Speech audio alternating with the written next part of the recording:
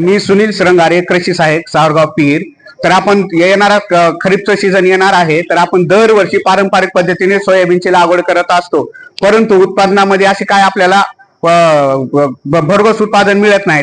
त्यासाठी आपल्याला काय पीक पद्धतीमध्ये आपल्याला बदल करायचा आहे. ते ही टोकन पद्धत आहे. टोकन पद्धत म्हणजे आपल्याला गादी वाफा तयार करायचा आहे. गादी वाफा 3.5 फुटाचा सऱ्या पाडून गादी वाफा तयार करायचा आहे. आणि हे जे यंत्र आहे, या यंत्रामध्ये, या डब्यामध्ये कमीत कमी 4 ते 4.5 किलो बियाणं बसते. आणि हे सोयाबीन साठीच नाही, तर यामध्ये ज्वारी करता येईल, तुम्हाला कपाशी लागवड करता येईल. तुम्हाला ज्वारी, कपाशी, भुईमूग, मका ह्या यंत्राद्वारे तुम्हाला टोकन करता येईल.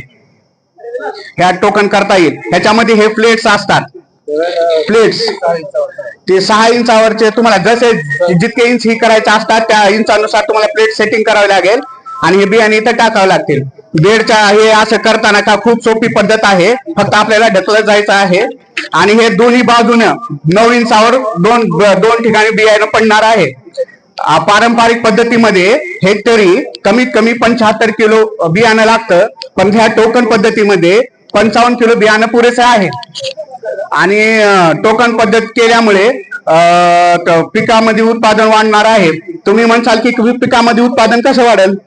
टोकन पद्धत केल्यामुळे बियाणं हे बरोबर अंतर पडल्यामुळे त्याला पिकाला पाणी, हवा ही खेळती मिळाल्यामुळे पिकामध्ये भरपूर प्रमाणात उत्पादन वाढणार आहे. त्यामुळे टोकन पद्धतीचा शेतकऱ्यांनी लाभ घ्यावा आणि हे तंत्रज्ञान आत्मसात करावे. धन्यवाद.